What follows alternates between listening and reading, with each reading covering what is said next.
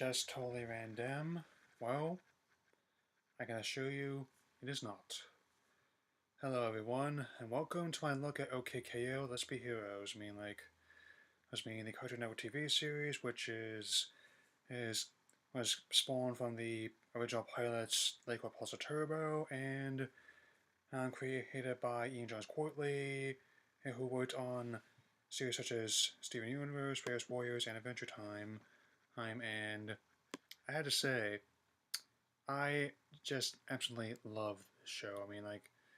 This is just gonna be like a less formal style review. It's kind of like some of my earlier videos that's news, and it's not really. I don't have a script written for this one. So I do have a few notes left, but this is just gonna be my thoughts. I made sure to watch all the episodes, those to who make sure I had all the details correct and clean the pilot again, and also all of them from the two-part opener, Let's Be Heroes, Let's Be Friends, and to what I think is like the season or mid-season finale, and Let's Watch the Pilots. The series follows the exploits of the titular KO, who wants to become a hero like all his idols, and to do so, he gets a job at the titular Lego Plaza Turbo in a convenience store known as Garbage Bodega, alongside a couple eccentric characters known as Enid, a deadpan and sales clerk, and Reg, or Radically, is an alien and who has psychic powers, and also some occasional insecurity despite his size. Depending on the episode you watch, KO is voiced by Stephanie Oni, or Courtney Taylor, so you might get getting the same actress who voiced young Goku in Dragon Ball, or the same one who voiced Sasha Braun in Attack on Titan. In fact, looking at the cast for this, there's actually a lot of voice actors who dabble in anime, or have a career in it. Least of all Kari Walgren, and as well as web comedian turned voice actor Chris Cobrignozzi. He Ina is voiced by Ashley Birch, and Red is voiced by a creator who created Ian Johns Quartley. And there are many big characters, and also we have many. The whole show is just full of unique little bits. That reference other media, such as other Cartoon Network shows. Least of all, there's a recurring character, simply known as Bird, who resembles parts of the universe, and apparently, a KO. Ian came up with him, and when he actually made him the basis for Ruby, and actually has someone who's actually, even though I'm not a big fan of Steven Universe, a Steven myself, this show is actually quite wonderful. That's been wanting to want this to get his own series ever since I saw how the original Lego Puzzle Turbo pilot, and my wish has been granted. And we definitely have a lot of attention to detail. I especially like Mr. Gar, voiced by David Herman as their boss, who is a loudmouth, but also has a good heart in many ways. That's very brutally honest, and also kind of reminds me like a variation of Mike Hager Final Fights, albeit with a necktie and sunglasses, as well as a flying Pontiac. There are a lot of game references. Some are obvious. But some others you have to look in the background for. I'm possibly watching the whole show. I hope yet again to find the rest, but ones like we have options like Mario Mushrooms, we have a character who resembles like an older Sonic the Hedgehog, but with purple fur and yellow shoes instead of blue fur and red shoes. Nick Army is basically like a variation of There's no I'd suggest of Duke Nukem. Um, Also appearances from Tetris blocks, Monk's Pokeballs, and Rings in the background. Even Arcade Machine of the infamous Polybius game, which is kind of like urban legend in my circles, I mean.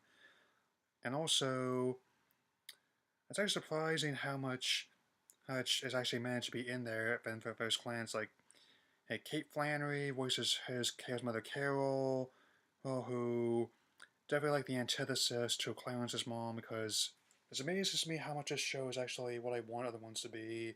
This year's I actually definitely I found it funnier than Gumball.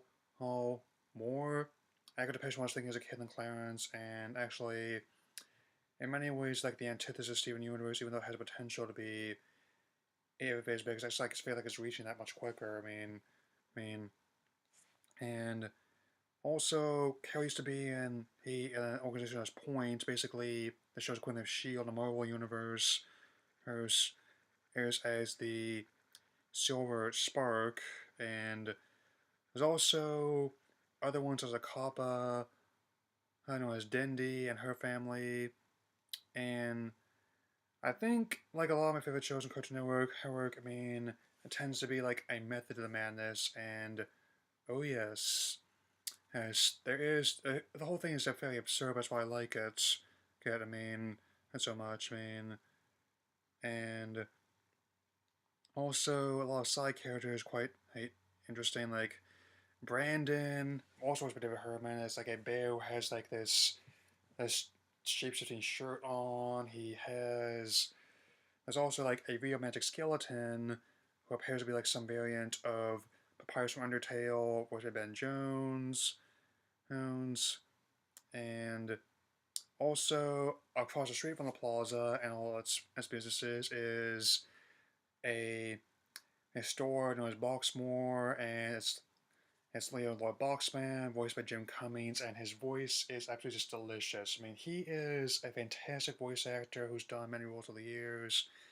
A lot of villainous roles, at least in his next ones. These of all Pete in the Disney universe, as well as the Saturday AM Dr. Robotnik. I mean, like, he is also his minion's Dale, who is also voiced by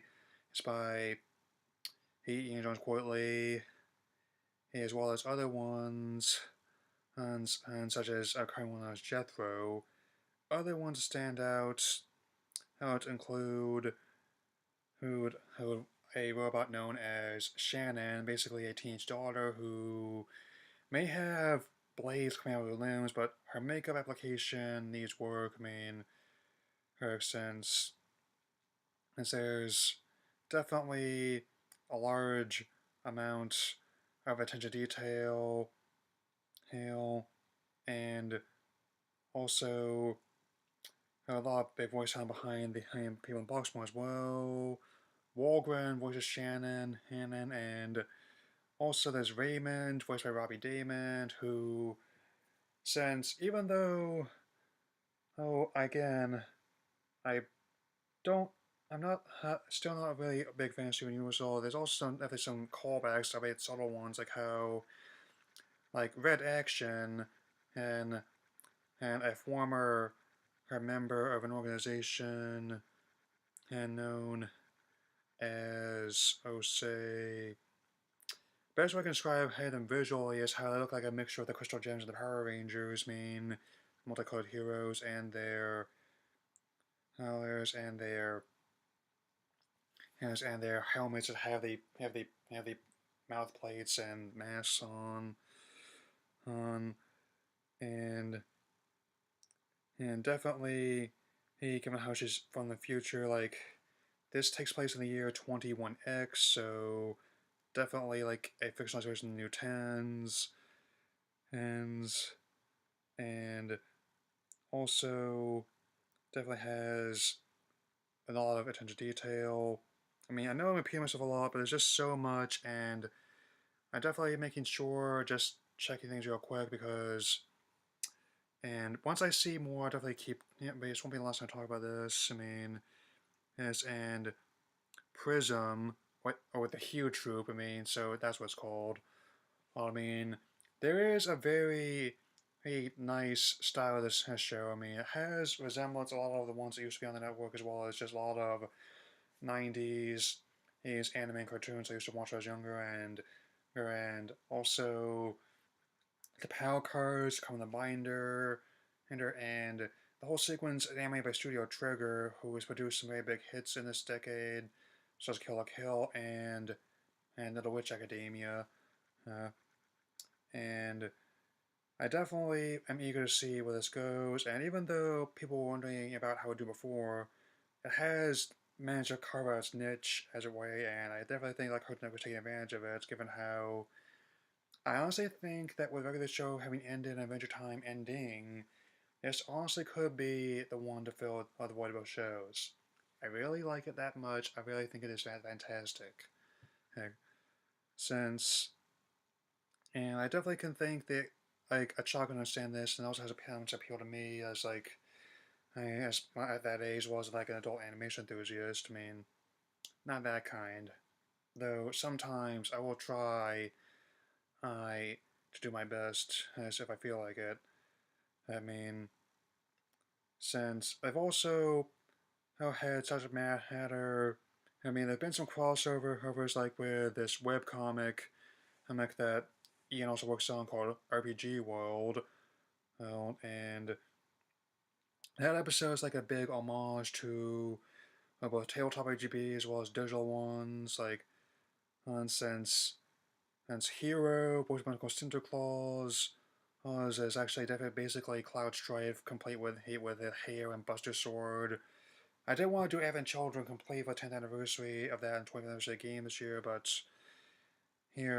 things got in the way, and definitely interesting to see what he can do. Who I guess I could still do it maybe when the remake gets close to coming out, whenever that gets finished. It looks fun, but that's not important right now.